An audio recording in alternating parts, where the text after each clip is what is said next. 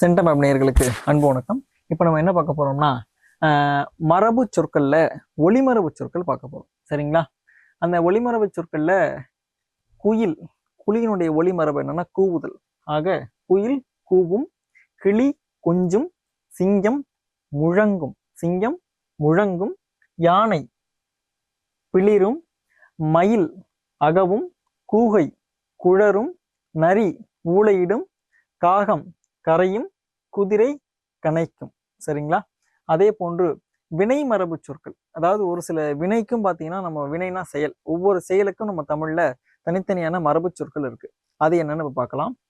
அப்பம் தின், நெல் தூற்று, நீர் பாய்ச்சி, காய்கறி அரி, களை பறி, பாட்டு பாடு, இலை பறி, பழம் தின், மலர் கொய். இந்த மாதிரியான வினைச்சொற்களை தான் நம்ம அன்றாட வாழ்க்கையில் நம்ம பயன்படுத்தணும். சரிங்களா? இப்போ அதை வச்சு ஒரு சின்ன பொறுத்துக்க பார்த்துருவோம். காகம் கரையும், குதிரை கனைக்கும், சிங்கம் முழங்கும், நரி ஊளையிடும், குயில் கூவும். சரிங்களா?